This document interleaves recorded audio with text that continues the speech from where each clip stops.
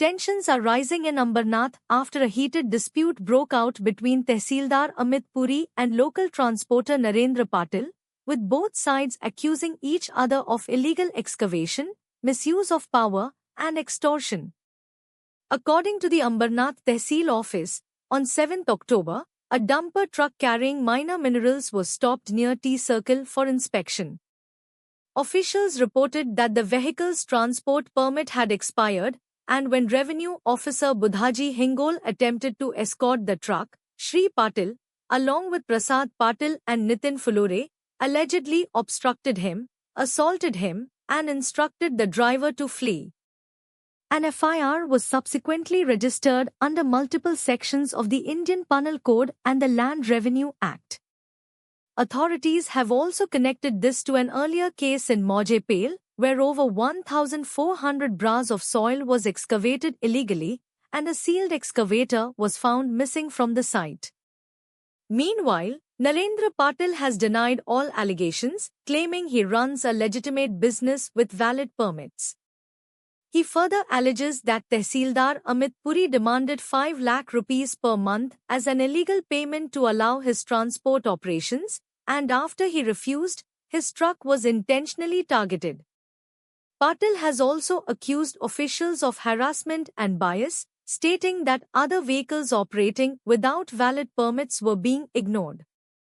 As tensions escalate, both sides have submitted complaints to higher authorities, and the Thane police along with the district collector's office are expected to launch a detailed inquiry into the Ambernath dispute to uncover the truth behind this growing controversy. Our team also tried to contact Tehsildar Amit Puri for his response, but he did not respond to calls. साहेब, मी नरेंद्र यशवंत पाटील, एक सुशिक्षित आणि एक मराठी व्यावसायिक आहे.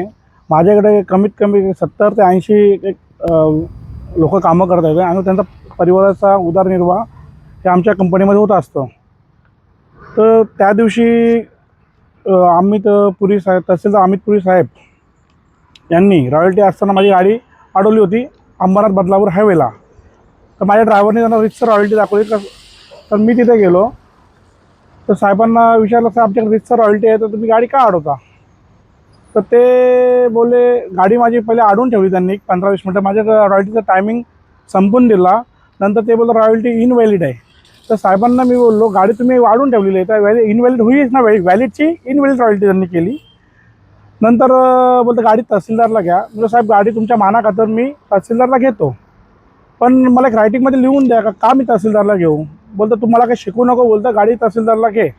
बोलतो साहेब मी काय तहसीलदार गाडी घेणार नाही, माझ्याकडे रितसर रॉयल्टी आहे, शासनाचा रितसर मी परमिशन घेतलेला आहे, रितसर परवाना भरलेला आहे मी त्यांच्याकडून, माझ्याकडे रितसर रॉयल्टी आहे. नंतर मग मी रितसर शिवाजीनगर पोलीस स्टेशनला साहेबांच्या विरोधात तक्रार रितसर दिलेली आहे. साहेबांनी 2-3 महिन्यापासून विनाकारण आम्हाला दोघा भावांना त्रास देतात. श्री पाटील माझा छोटा भाऊ आणि मी नरेंद्र पाटील विनाकारण त्रास देतात, विनाकारण गाड्या अडवतात. साहेबांच्या मानाखातर 1-2 वेळेला मी परमिशन असून पण मी दंड रितसर भरलेला आहे, तरी पण साहेब विनाकारण मला त्रास देतात. साहेब पहिले तर पोलीस प्रशासनाला मी असा बोलतो की त्यांनी रितसर एकदम चौकशी करावी आणि सखोल तपास करावा. आणि आमच्यावर हा जो गुन्हा दाखल झाला आहे 353चा, हा खोटा गुन्हा असून हा खोटा गुन्हा आहे. कारण की आम्ही साहेबांच्या पहिले रितसर आम्ही तक्रार पोलिसांना दिलेली आहे, त्याची चौकशी व्हायला पाहिजे होती, नंतर आमच्यावर गुन्हा दाखल करायला पाहिजे होता. कारण की आज मी 12-15 वर्षापासून धंदा करतो, व्यवसाय करतो मराठी माणूस म्हणून. आज पण मला NC पण नाही माझ्या नावावर. हा खोटा गुन्हा, पहिलाच गुन्हा आहे, खोटा गुन्हा आहे आणि माझा गुन्हा पण नाही, हा खोटा गुन्हा आहे. पहिल्यांदा गोष्ट जी मशीन आम्ही जो काम आम्ही रितसर परमिशन घेतलेलं आहे पालेगाव इथे, तिथं आम्ही रितसर परमिशन घेतलेलं. आमच्याकडे एक 7,000 ब्रासची रॉयल्टी पण आहे. दुसरी गोष्ट काय, तर ती मशीन आम्ही रितसर बंद अवस्थेत ठेवली होती. काम आम्हाला 2 दिवस चालू करायचं होतं म्हणून बंद अवस्थेत ठेवली होती, कोणत्याही प्रकारचं काम चालू नव्हता. पंचनामामध्ये तलाठी साहेबांनी बंद अवस्था असं लिहून पण दिलेलं आहे मला पंचनामा, आणि रितसर आम्ही पंचनामा तहसीलदारला जमा पण केलेला आहे. पण आता पंचनामा तो वेगळा दाखवतात आणि आता पंचनामा वेगळा दाखवतात. आता पंचनामामध्ये दाखवलं की माती चोरून घेऊन जातात, अशी खोटी गोष्ट आहे. आता ही प्रशासनाला, पोलीस प्रशासनाला एवढी माझी विनंतीची, कळकळीची विनंती आहे, CP साहेबांना, DCP साहेबांना, SCP साहेबांना आणि पोलीस प्रशासनाला का आमच्यावर जो खोटा गुन्हा दाखल केलेला आहे तो मागे घेण्यात यावा आणि त्याची सखोल चौकशी साहेबांनी करावी ही CP साहेबांना माझी कळकळीची विनंती आहे. जे अंबरनाथ तहसीलदारचे कर्मचारी आहेत हिंगोले तात्या म्हणून, तर त्यांनी 5 लाखाची माझ्याकडे मागणी केली होती आणि मंथली पण आपण काय ठरवूया बोलता असे ते बोलत होते. तर जर यांना मी 5 लाख रुपये द्यायचे तर माझ्या ड्रायव्हर लोकांना किंवा माझ्या परिवाराला मी काय पगार देऊ पैसे, आणि माझ्या व्यवसायामध्ये एवढी इन्कम नाही आहे. मी रितसर गव्हर्नमेंटचा टॅक्स भरतो, रितसर सगळ्या गोष्टी करतो, तर मी यांना का देऊ. या गोष्टीला मी नाकार दिल्यामुळे यांनी माझ्यावर जाणीवपूर्वक सद्बुद्धीने खोटी करत आहेत गोष्टी. रुपये का तू गाड्या बिड्या चालव यासाठी 5 लाख मागत होते. 5 लाख रुपये देण्यास नकार केला म्हणून हे खोटे नाटे गुन्हे दाखल करायला लागले माझ्यावर आणि खोटे नाट्या गाड्या अडवायला लागल्या. रॉयल्टी व्हॅलिड असतो त्याला गाडी थांबून ठेवतात, तिला इनव्हॅलिड करतात आणि माझ्या खोटा गुन्हा दाखल करतात हे लोक.